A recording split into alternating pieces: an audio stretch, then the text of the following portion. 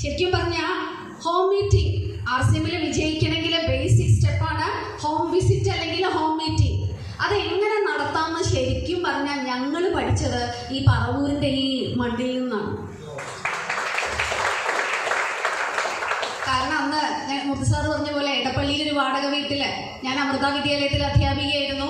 എയർഫോഴ്സിലെ ജീവിതമൊക്കെ വേണ്ടാന്ന് വെച്ചിട്ട് നാട്ടിൽ വന്ന സമയത്ത് ഇടപ്പള്ളി കുന്നുംപുറത്ത് ഒരു വാടക വീട്ടില് വലിയ ഹോപ്പൊന്നും ഉണ്ടായിരുന്നില്ല RCM വിജയിക്കാൻ പറ്റും എന്നുള്ളത്. കാരണം എനിക്ക് മൂർത്തി സാറിനെ ഇങ്ങനെ നോക്കുമ്പോൾ ഈ ഡയറക്റ്റ് മാർക്കറ്റിങ്ങിൽ വിജയിക്കാൻ പറ്റിയ ഒരു വ്യക്തിയാണ് അദ്ദേഹം എന്നുള്ളൊരു മതിപ്പ് ഉണ്ടായിരുന്നില്ല. കാരണം എന്നെ സംബന്ധിച്ച് ഡയറക്റ്റ് മാർക്കറ്റിംഗ് എന്നൊക്കെ പറഞ്ഞാൽ എന്തോ ആളുകളെ പറ്റിക്കുന്ന ഒന്നാണ്, അല്ലെങ്കിൽ ഇല്ലാത്തതെന്തോ ഉണ്ടെന്ന് പറഞ്ഞ് ഇല്ലാത്ത കാര്യം നമ്മൾ ഉണ്ടാക്കി പറഞ്ഞുണ്ടെന്ന് പറഞ്ഞ് ആളുകളെ ചേർത്തുന്ന ഒരു എന്തോ ഒരു പ്രസ്ഥാനമാണ് ഈ പറഞ്ഞ RCM ആണെങ്കിലും ഏത് ഡയറക്റ്റ് മാർക്കറ്റിംഗ് ആണെങ്കിലും എന്നുള്ള ഒരു സങ്കല്പം എൻ്റെ ഉള്ളിലുണ്ടായിരുന്നു. അപ്പോൾ മൂർത്തി സാറിന് ഇത് ശരിയാവില്ല എന്ന് എനിക്ക് തോന്നാൻ കാരണം ഇദ്ദേഹത്തിന് കള്ളം പറയാറില്ല. മൂർത്തി സാർ ഒരു കള്ളം പറഞ്ഞാൽ എനിക്ക് മാത്രമല്ല ഇന്ന് ഈ ഹോളിൽ ഇരിക്കുന്ന നിങ്ങൾക്കൊക്കെ ക്യാച്ച് ചെയ്യാനായിട്ട് സാധിക്കും. കാരണം അദ്ദേഹത്തിൻ്റെ മുഖം തന്നെ അത് വിളിച്ചു പറയും. അപ്പോൾ അങ്ങനെയുള്ള ഒരു വ്യക്തിക്ക് ഡയറക്റ്റ് മാർക്കറ്റിങ്ങിലൊന്നും വിജയിക്കാൻ സാധിക്കില്ല. കാരണം അന്ന് എനിക്ക് RCM വിഷൻ അങ്ങനെ കിട്ടാനായിട്ട് മീറ്റിങ്ങുകളോ അല്ലെങ്കിൽ RCM എന്ന സിസ്റ്റത്തിൽ വിജയിച്ച ലീഡേഴ്സിൻ്റെ മീറ്റിങ്ങുകളോ ഒന്നും വേണ്ട, നല്ല പ്രോഡക്റ്റുകളോ. ഇന്ന് നമ്മൾ ഹെൽത്തി പ്രോഡക്റ്റ് എന്നൊക്കെ പറയുന്നുണ്ട്, അന്നൊരു ഹെൽത്തി പ്രോഡക്റ്റ് എന്ന് പറയാൻ പോലും ചൂണ്ടിക്കാണിക്കാൻ ഒന്നും ഉണ്ടായിരുന്നില്ല. അങ്ങനെ സിസ്റ്റത്തിൽ വിജയിക്കാത്ത ആള് നമ്മൾ വിജയിച്ച ആളുകളെ കണ്ടിട്ടില്ല. നല്ലൊരു ഷോപ്പ് RCM ഒരു ഷോപ്പ് ഞാൻ കണ്ടിട്ടില്ല. മൂർത്തി സാർ എന്നെ ഒരു RCM ഷോപ്പാന്ന് പറഞ്ഞ് കാണിച്ചത് ഒരു എന്താ പറയുക, ഒരു വീടിന്റെ ഒരു പോർഷൻ, അഴുക്ക് ചാലിലുള്ള ഒരു വീട് ബാംഗ്ലൂർ എന്നെ കാണിച്ചതാണത്, ഓർക്കണം. അവിടെ കുറച്ച് തുണികളിൽ പൊതിഞ്ഞിട്ട് ഞാൻ കണ്ടത് കുറച്ച് സോപ്പ് കട്ടകളും കുറച്ച് സോപ്പും അന്ന് ചായപ്പൊടി ഉണ്ടായിരുന്നു. ഇതൊക്കെ കണ്ടിട്ട് നിങ്ങൾ ആലോചിച്ച് നോക്കണം. 2006 ഒരു മീറ്റിംഗ് അറ്റൻഡ് ചെയ്ത ശേഷം RCM ഒരു പ്രൊഫഷനാക്കി എടുക്കുക എന്ന് പറയുമ്പോൾ എന്നെ പോലെയുള്ള ഒരു സാധാരണ വീട്ടമ്മ അല്ലെങ്കിൽ തന്നെ ഒരു ഹോപ്പും ഉണ്ടായിരുന്നില്ല. മൂർത്തി സാർ എന്നെ വിവാഹം കഴിച്ചപ്പോഴേ ഒരു കാര്യം പറഞ്ഞിരുന്നു, വീട് എന്ന സ്വപ്നം വേണ്ട, വാഹനം എന്ന സ്വപ്നമോ വേണ്ട. കാരണം എൻ്റെ എയർഫോഴ്സ് ജോലി കൊണ്ട് ഇതൊന്നും നേടിത്തരാൻ പറ്റില്ല. അപ്പൊ ആ ജോലി വിട്ട് എങ്ങും കേട്ടുകേൾവില്ലാത്ത ഒരു RCM എന്ന ഡയറക്റ്റ് മാർക്കറ്റിംഗ്, എന്റെയൊക്കെ അന്നത്തെ അഭിപ്രായത്തില് അതൊക്കെ തട്ടിപ്പ് പ്രസ്ഥാനങ്ങള്. ഒരു ഡയറക്റ്റ് മാർക്കറ്റിംഗ് നല്ലതാണെന്ന് ഞാൻ വിശ്വസിക്കാത്ത ഒരു കാലം.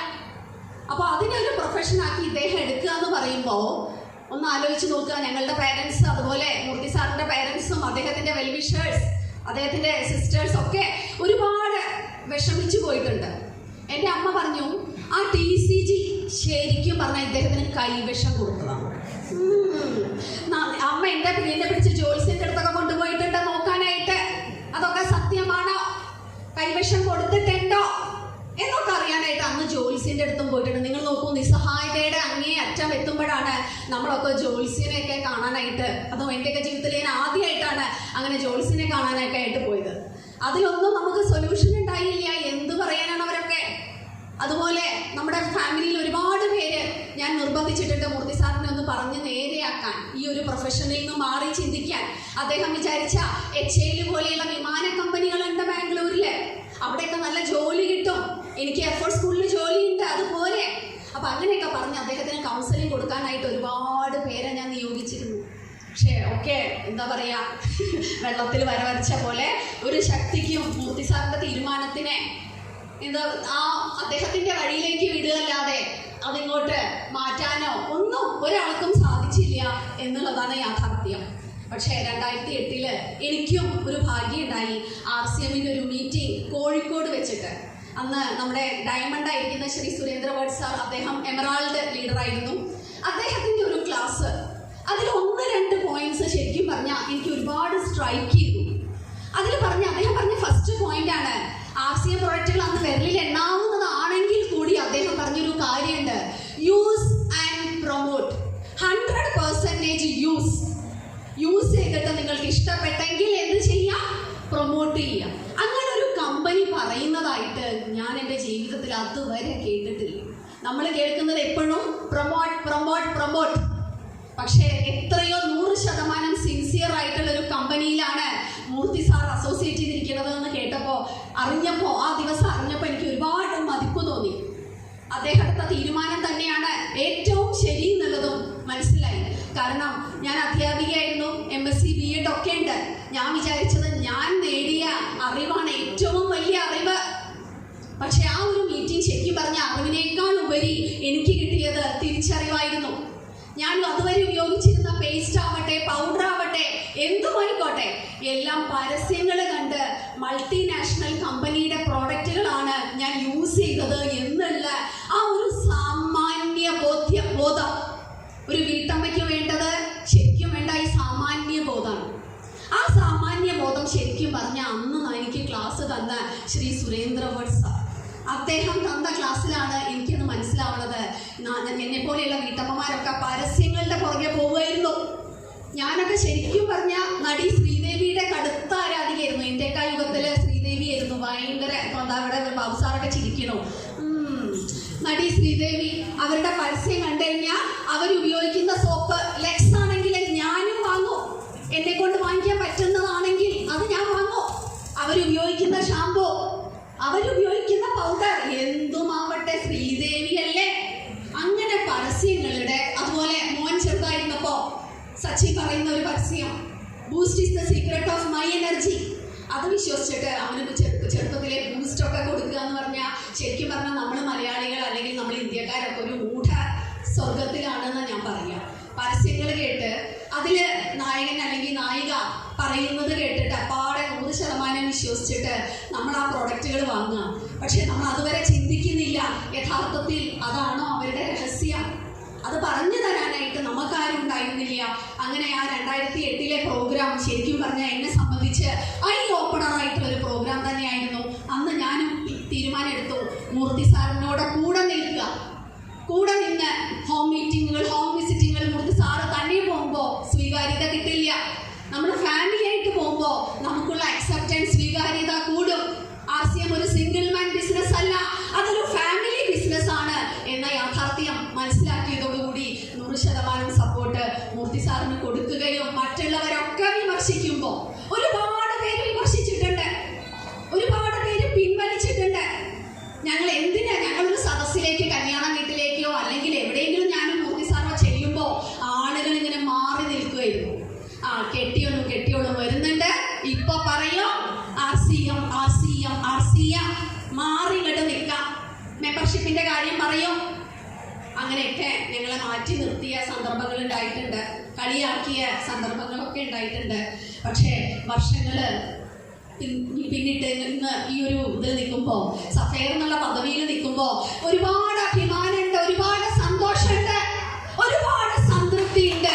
കാരണം മൂർത്തി സാർ നേരത്തെ പറഞ്ഞു, ഒരു സഫയറിന്റെ കയ്യിലൂടെ ഒഴുകുന്ന കോടികളുടെ കണക്ക് വരുമാനമായിട്ട് മറ്റുള്ളവർക്ക് വരുമാനം കിട്ടാൻ നമ്മളുടെ പദവി ഒരു കാരണക്കാരനായി മാറുകയാണെങ്കിൽ, സ്ത്രീ ശാക്തീകരണത്തിന് നമ്മളൊരു കാരണക്കാരൻ അല്ലെങ്കിൽ കാരണക്കാരിയായി മാറുകയാണെങ്കിൽ ഇതിലും വലിയൊരു സന്തോഷം അല്ലെങ്കിൽ സംതൃപ്തി ഇന്നത്തെ കാലത്ത് എന്ത് ചെയ്താൽ, ഏത് പ്രൊഫഷനിലാണെങ്കിലും നമുക്ക് കിട്ടുക.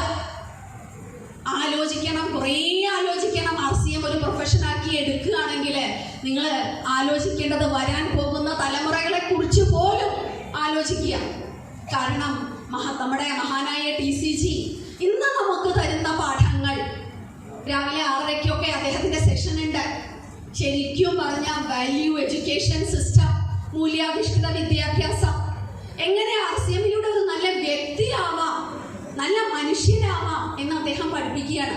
പലരും ചോദിക്കാറുണ്ട്, അദ്ദേഹം എന്താ PV കൂട്ടുന്ന കാര്യമൊന്നും ഇങ്ങോട്ട് പറയാത്തത്? ബിസിനസ് എന്ന് പറയണില്ലല്ലോ, എപ്പോഴും നല്ലൊരു വ്യക്തിയാകൂ എന്നാണല്ലോ പറയണത്. ശരിക്കും പറഞ്ഞാൽ നല്ലൊരു വ്യക്തിയായിട്ട്, നല്ലൊരു മനസ്സിന്റെ ഉടമയാവുമ്പോഴാണ് RCM 100% നമുക്ക് ഉൾക്കൊള്ളാനും അതിൽ പ്രവർത്തിക്കാനും ശരിക്കും പറഞ്ഞാൽ RCM എന്ന് പറഞ്ഞാൽ മറ്റുള്ളവരെ സഹായിക്കുകയാണ്. പക്ഷെ നമ്മളത് അറിയുന്നില്ല. എത്ര പേര് നമ്മൾ ആരോഗ്യപരമായും സാമ്പത്തികപരമായും മുന്നേറാൻ സഹായിച്ചുകൊണ്ടാണ് ഓരോ ലെവലുകൾ പിന്തുടരുന്നതെന്ന് ആലോചിക്കണം. ഇന്ന് നിങ്ങൾക്ക് എൻ്റെ വലതുവശത്ത് കാണാം, ഒരുപാട് ട്രോഫികൾ വെച്ചിട്ടുണ്ട്. ശരിക്കും പറഞ്ഞാൽ ഈ ട്രോഫികൾ റെപ്രസെന്റ് ചെയ്യുന്നത്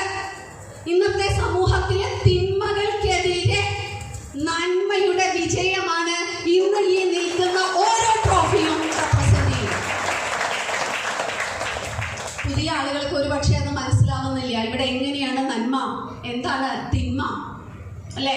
പുതിയ ആളുകൾക്ക് ചിലപ്പോൾ ഒരുപാട് കൺഫ്യൂഷൻ ഉണ്ടാവും, കാരണം എങ്ങനെയൊന്നും കേട്ടിട്ടില്ലല്ലോ. ഞങ്ങളും ഇങ്ങനെയൊന്നും കേട്ടിട്ടുണ്ടായിരുന്നില്ല.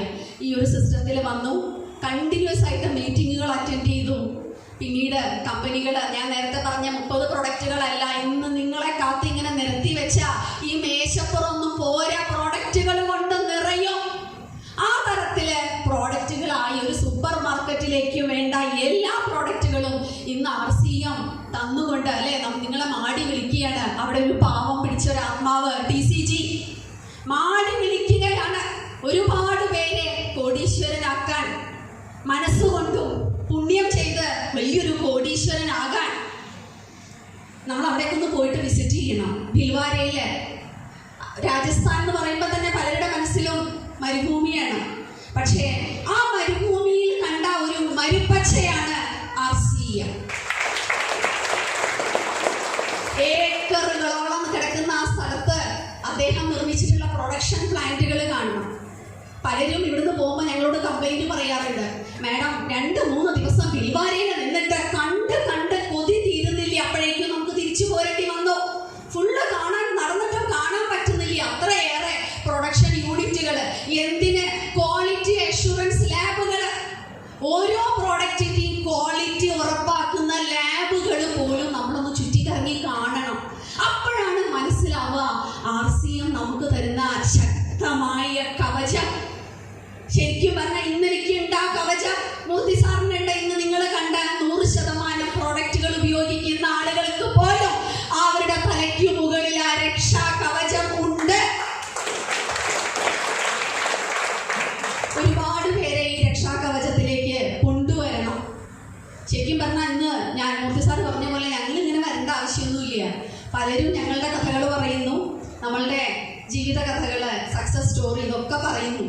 ഇന്ന് ശരിക്കും ഞാനും മൂർത്തി സാർ എന്ത് ചെയ്താൽ മതി? വീട്ടിലിരുന്നിട്ട് വെഞ്ചാമരും ഇങ്ങനെ വീശി 2 തോഴിമാരെ അപ്പുറത്തും ഇപ്പുറത്തും വെച്ച് ഞങ്ങൾ ഇങ്ങനെ കാറ്റുകൊണ്ടാ മതി. പോരാ, ഒരുപാട് ഫാമിലികളിലേക്ക് RCM എത്തണം. ഒരുപാട് പേരെ ഇപ്പൊ നിങ്ങൾ കണ്ടുകൂടെ, എമറാൾഡുമാരെ, ടെക്നിക്കൽ ലീഡേഴ്സ് എല്ലാവരും ഒരു IAS IPS ഓഫീസേഴ്സിന് മുകളിൽ അവർ വാങ്ങിക്കുന്ന സാലറിക്ക് മുകളിൽ വരുമാനം വാങ്ങിക്കുന്ന നിരവധി ആളുകളെ സൃഷ്ടിച്ചുകൊണ്ടാണ് ഒരു സഫയർ നിൽക്കണം.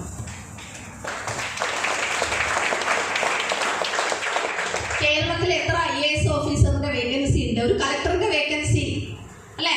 എത്ര ഉണ്ട് കളക്ടർമാരുടെ വേക്കൻസി കേരളത്തില്? 14 എണ്ണം ഉണ്ടെന്ന് ഗിരീഷ് സാറ് പറയുന്നു. RCMൽ ഒരു കളക്ടറുടെ സാലറി വാങ്ങിക്കാൻ നിങ്ങൾക്ക് എത്ര വേക്കൻസി ഉണ്ട്? Unlimited vacancy.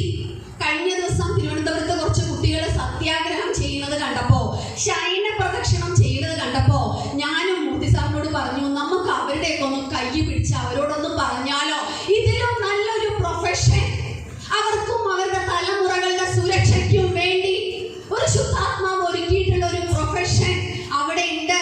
ഇങ്ങനൊരു ലോകം അവർക്ക് കാണിച്ചു കൊടുത്താൽ ഇന്ന് അവരനുഭവിക്കുന്ന ആവശ്യം ആലോചിക്കുമ്പോൾ ശയന പ്രദക്ഷിണമൊക്കെ സെക്രട്ടേറിയറ്റിന്റെ മുമ്പിൽ ചെയ്യാൻ പെൺകുട്ടികൾ ഇഷ്ടപ്പെടുമോ? അല്ലെങ്കിൽ കുട്ടികൾ ഇഷ്ടപ്പെടുമോ? പക്ഷെ ആ ഒരു അവസ്ഥയിലേക്ക്, പഠിച്ചിട്ട് ജോലി കിട്ടാത്ത ഒരു അവസ്ഥയിലേക്ക്, മാനസികമായ സംഘർഷത്തിലേക്ക് പോകുന്ന യുവതലമുറയ്ക്ക് ഇന്ന് ഉത്തരവുമായിട്ട് നമ്മൾ വന്നിരിക്കുകയാണ്. എന്താണ് ഉത്തരത്തിന്റെ പേര്? RCM.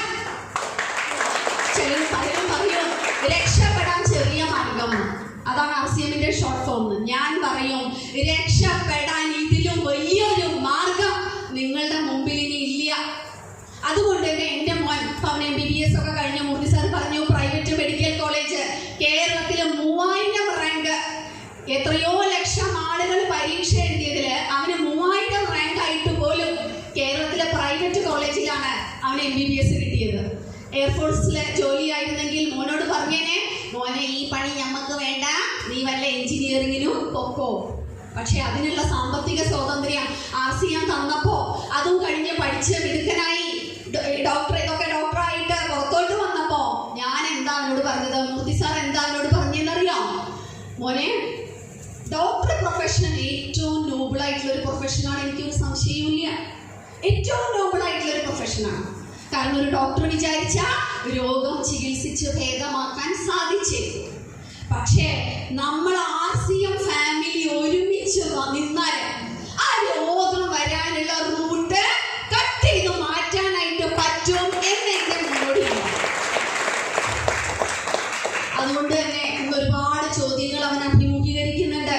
നീ എന്തിനാ MBBS എടുത്തത്?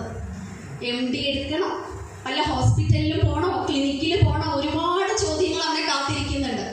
പക്ഷെ അമ്മ എല്ലാവരോടും ബോൾഡായിട്ടൊരു കാര്യം ഇപ്പൊ പറയുന്നു, ഞാൻ എടുക്കാൻ പോകുന്നത് RCM ഒരു പ്രൊഫഷനായിട്ട് തന്നെ ഡോക്ടർ ഹരിശങ്കർ മുന്നേറും എന്നുള്ളത് തന്നെ ആ ഒരു തീരുമാനവും അവനെടുത്തു. കാരണം ഒന്നും കൊണ്ടല്ല, അവനും പല ജോലികള്, ആ ജോലികളിൽ അവർക്ക് ഉണ്ടാകുന്ന ബുദ്ധിമുട്ട്, സാലറി, കാര്യങ്ങള് എല്ലാം അവൻ കാണുന്നുണ്ട്. അപ്പൊ അവൻ കാണുന്നത് നമ്മൾ വിജയിച്ച ആളുകളുടെ ലൈഫാണ്. ഒരുപാട് പേര് RCMൽ വിജയിച്ചുകൊണ്ടിരിക്കുക. അപ്പൊ ഇന്നലെ പോലും മൂർത്തി സാറ് കോട്ടയത്ത് ഒരു കാർ ഉദ്ഘാടനം ചെയ്തു. സ്റ്റാർ പ്ലാറ്റിനം അച്ചീവറായ വിനോദ് സാറിന്റെ, അദ്ദേഹം സാധാരണ കുടുംബത്തിൽ നിന്നും ജനിച്ച ഒരാള്, അദ്ദേഹം ആ ഒരു കാർ വാങ്ങിയപ്പോ തന്നെ ശരിക്കും പറഞ്ഞ കണ്ണു നിറഞ്ഞ അദ്ദേഹം അതിനെ കുറിച്ച് പറയുന്നത് നമ്മൾ സൂം പ്രോഗ്രാമിൽ കാണുകയുണ്ടായി. അപ്പൊ ഒന്ന് ആലോചിച്ച് നോക്കൂ, സാധാരണക്കാരായ ആളുകൾ. അതിന് ഒരാഴ്ച മുമ്പ് വേറൊരു കാർ ഉദ്ഘാടനം കോട്ടയ്ക്കല് ഞങ്ങൾ നിർവഹിച്ചിട്ടാണ് പോകുന്നത്. ഇങ്ങനെ ആളുകൾ, സാധാരണക്കാരായ ആളുകൾ അവരുടെ സ്വപ്നങ്ങൾ RCMലൂടെ നിറവേറ്റുന്നത് കണ്ടാൽ മാത്രം മതി. ഈ ജന്മം ഞാൻ പറയുന്നു, ഇതിലും പരം പുണ്യം ഇനി കിട്ടാനില്ല. നമ്മുടെ ടീമിൽ ആളുകളുടെ ഉയർച്ച, ആരോഗ്യപരമായ ഉയർച്ച, സാമ്പത്തികപരമായ ഉയർച്ച. കാരണം RCM അത്രയേറെ വളർന്നു. ഇന്ന് ധാരാളം സെഗ്മെന്റുകൾ. കഴിഞ്ഞ ദിവസം ഒരു ലേഡി കോഴിക്കോട് നിന്ന്, വിജിഷ എന്ന് പറഞ്ഞ ലേഡി, അവരെന്നെ വിളിച്ചിട്ട് പറഞ്ഞു, മാഡം ഏറ്റവും നല്ല കോഴ്സ് ഈ ലോകത്തെ ഏതാന്ന് ചോദിച്ചാ ഞാൻ പറയും അത് ഉഡാൻ. ആരൊക്കെ ചെയ്തിട്ടുണ്ട് ഇവിടെ ഉഡാൻ എന്ന കോഴ്സ്? കീസോളിന്റെ ഉഡാൻ. കീസോൾ എന്ന് പറയുന്നത് സ്ത്രീകൾക്ക് വേണ്ടി മാത്രം. നമ്മുടെ TCGയുടെ പ്രിയപുത്രി പ്രിയങ്ക മാഡം അവര് രൂപകൽപ്പന ചെയ്ത സ്ത്രീകളുടെ ഉന്നമനത്തിന് വേണ്ടി, സ്ത്രീ ശാക്തീകരണത്തിന് വേണ്ടി RCMൽ നിലകൊള്ളുന്ന ഒരു വലിയ സെഗ്മെന്റ് ആണ് കീസോൾ. അവിടെ ശരിക്കും പറഞ്ഞ ഹൈജീന്റെ ബാലപാഠങ്ങൾ പോലും അധ്യാപികയായ ഞാൻ പോലും, രമ്യ ടീച്ചർ അധ്യാപികയാണ്, ചോദിച്ചു നോക്കൂ, ഞങ്ങളൊന്നും ഒരു സ്കൂളിലും അല്ലെങ്കിൽ ഞങ്ങളുടെ അധ്യാപകരോ ഞങ്ങളുടെ കാരണവന്മാരോ ഇങ്ങനെയുള്ള ബാലപാഠങ്ങൾ നമുക്ക് പറഞ്ഞു തന്നിട്ടില്ല. ഹൈജീൻ സംബന്ധമായ കാര്യങ്ങൾ, മെൻസ്ട്രേഷൻ സംബന്ധമായ കാര്യങ്ങൾ, ഇതിനെ കുറിച്ചൊക്കെ ഒരു നല്ല അവയർനെസ് ഇന്ന് സ്ത്രീകൾക്ക് കൊടുത്തുകൊണ്ടിരിക്കുന്ന ഏറ്റവും വലിയ സെഗ്മെന്റ് ആണ് കീസോൾ. അതിൽ ഏറ്റവും നല്ല കോഴ്സാണ് ഉഡാൻ.